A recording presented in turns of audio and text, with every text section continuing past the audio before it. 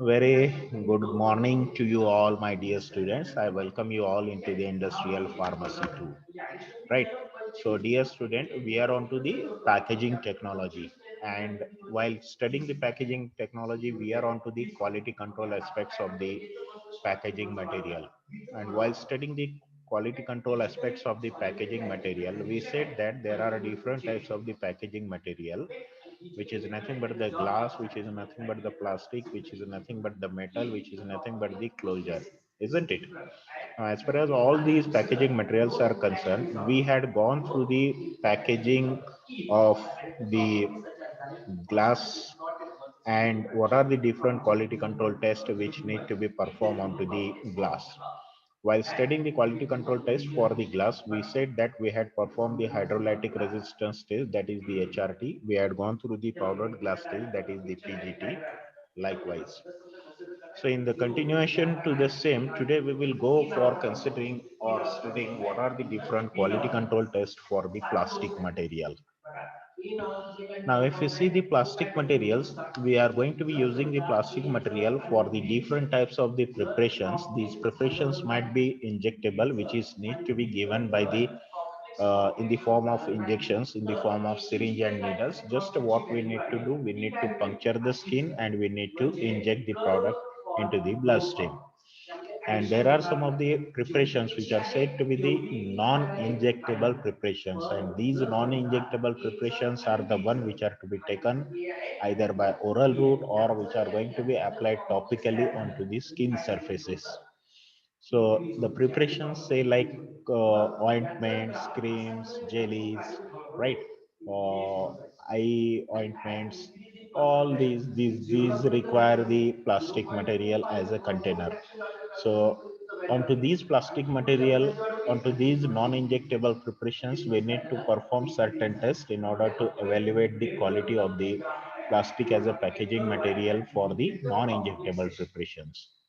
And the number of tests or the tests which need to be carried out, these are nothing but the collapsibility test, clarity of aqueous extract, and the non-volatile residue, right? Whereas if it is the injectable preparation, for the injectable preparations, the different quality control tests which need to be performed, these are nothing but the collapsibility test, leakage as in glass test, clarity and color of solution, acidity or alkalinity, reducing substances, light absorption, water vapor permeability, and transparency. So all these are the different tests which we need to perform in order to quantify or in order to determine the quality of the plastic material as a packaging material. So how to perform the collapsibility test? Now, in order to perform the collapsibility test, particularly it is applicable to the container which are to be squeezed in order to remove the content. Now, the yield is 90% of its content at required rate of flow at the ambient temperature. So that means say if it is the 100 milligram of a tube, so out of these 100 milligram of a collapsible tube, only say minimum 90 gram should be clearly come out of the container. So that is what is the 90% yield. That means the collapsibility test.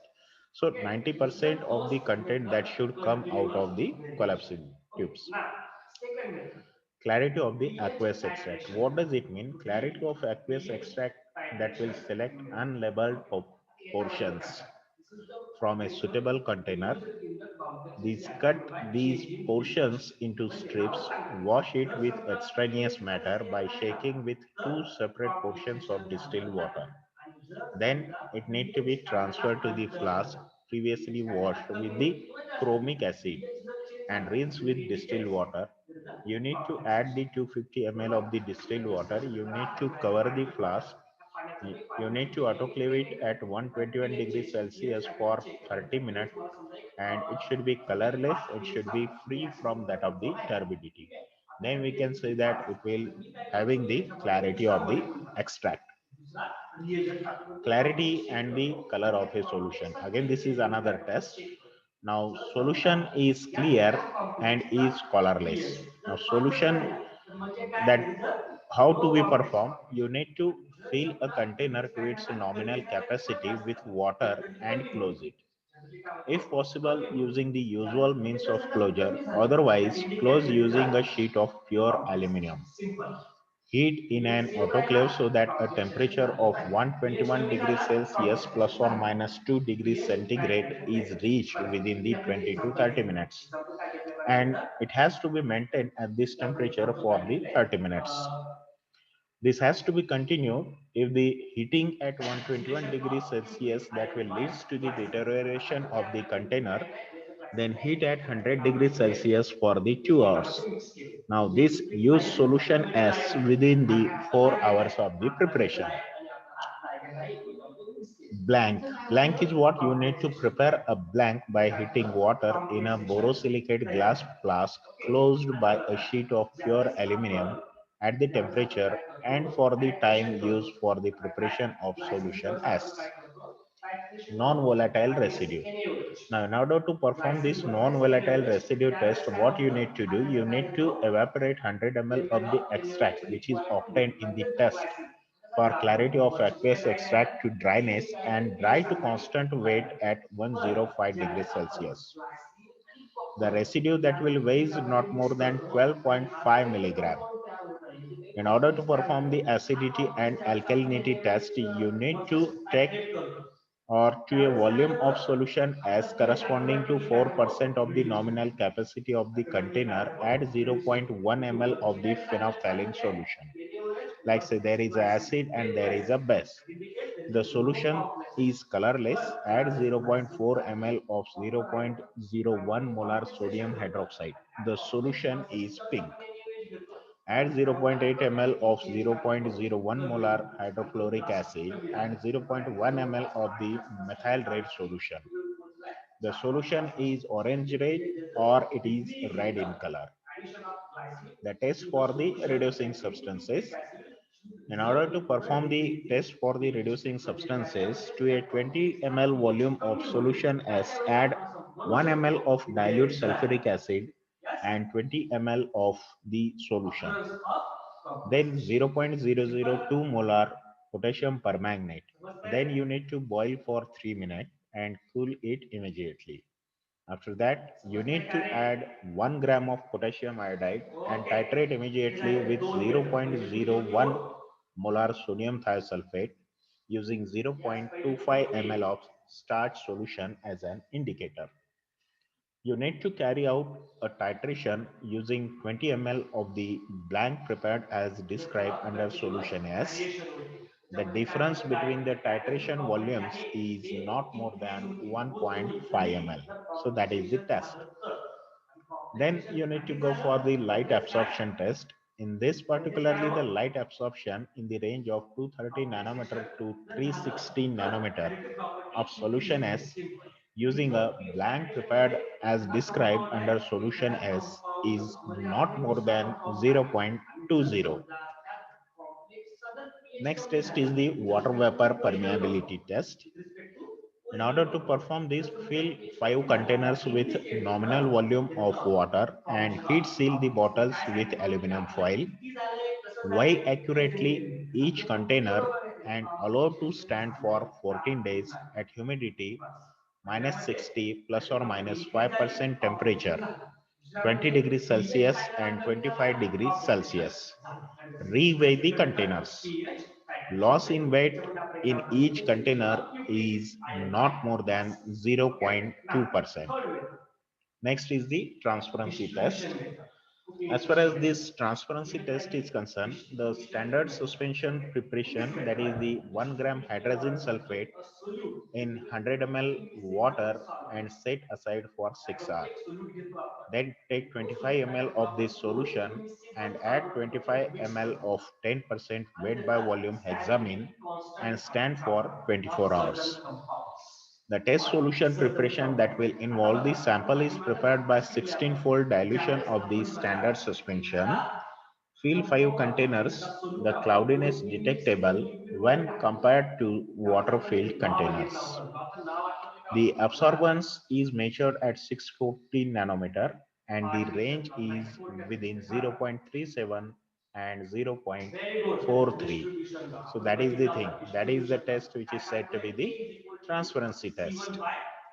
So all these are the tests which are to be performed onto the plastic materials. So what are these tests? Yes, just we will go for a recap of all these tests. Let's go through the one by one what these tests are.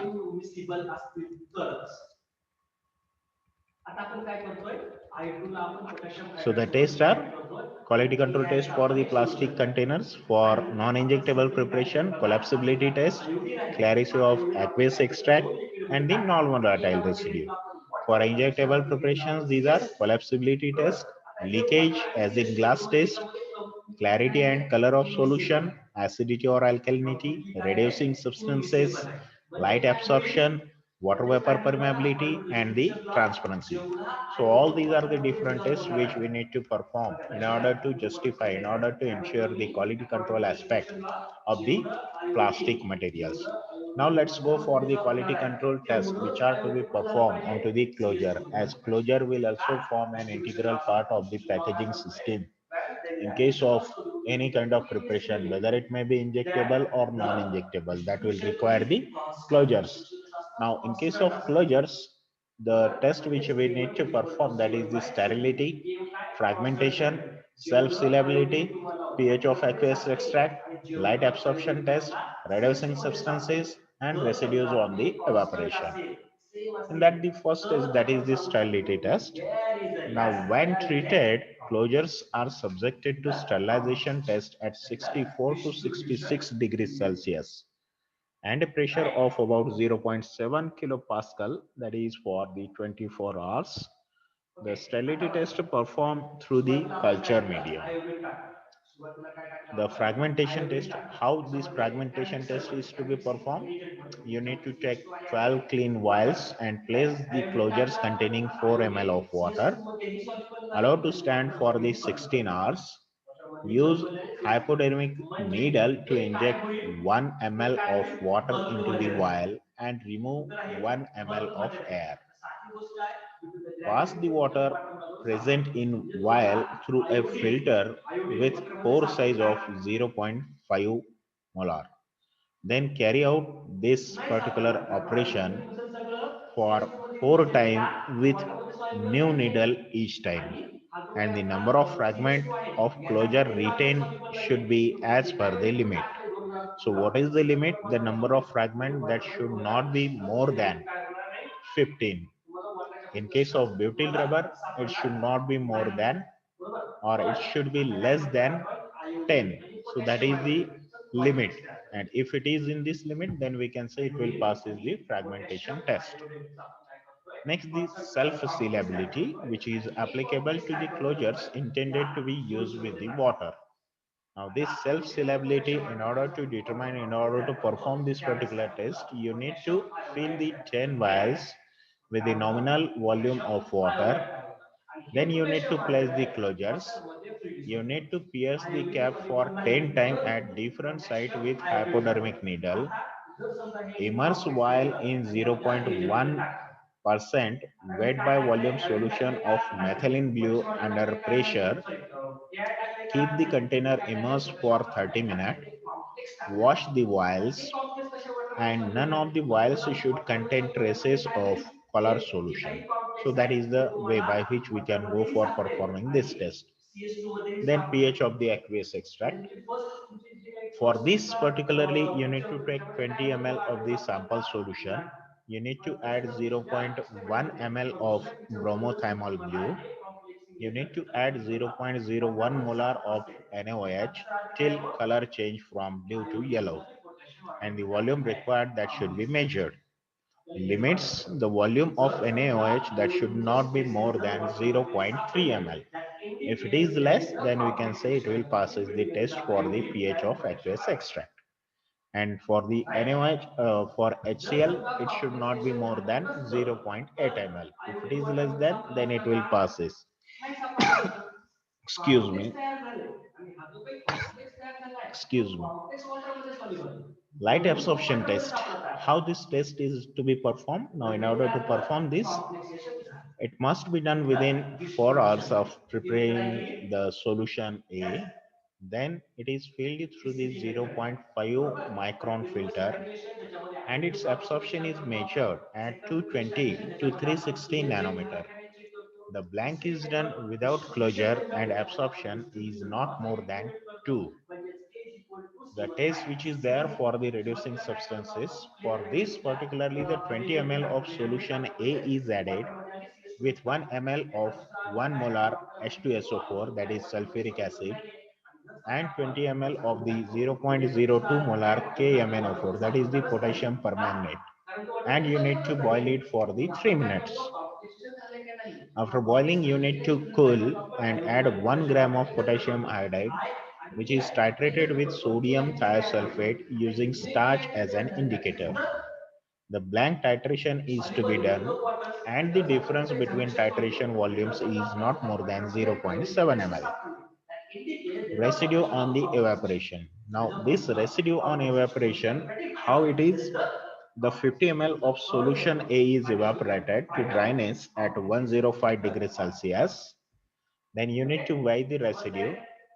The limit is not more than 4 milligram. So that is the residue on evaporation. Then there is a penetrability.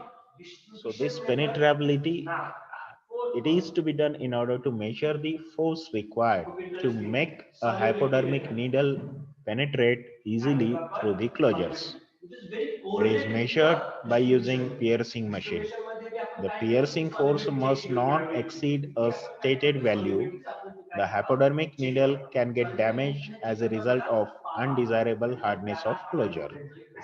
Then the quality control test for the metallic containers. For the metallic containers, in order to perform the quality control test, what you need to do, you need to check 50 empty tubes filled with ointment base and it should be sealed and kept overnight. A metal bacteriological filter assembly fitted with filter paper.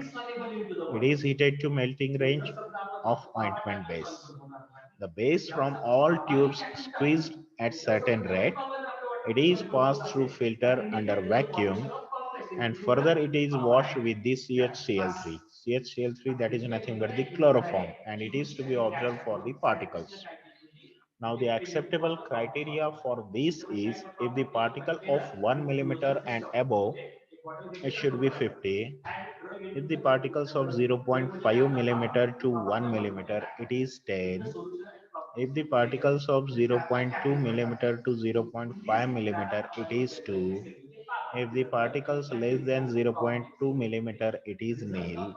And the total score that should be 62 or it should be less than that of the 62. So the acceptable limit, the total score, if it is less than 100, then lot of tubes that will passes the test. If the total score that is more than 150, lot of tubes that will fails the test. And if the total score that is within the range of 100 to 150, then the test is repeated again with 50 more tubes. This is the way by which we can go for performing the particular test. Then the quality control of the strip and the blisters. The strip packaging and the blister packaging that is generally used in order to pack, in order to wrap the tablets and the capsules, soft gelatin capsules and the hard gelatin capsules. So for this particularly, the 3/4 of water is poured into the desiccator. The strip and blister, these are placed inside the desiccator. We need to apply the volume. Then the strips and the blisters, these are taken out. Wipe the water present at the surface. The content is removed. The presence of moisture is checked. If content is not wet, no leakage is there. It indicates perfect sealing.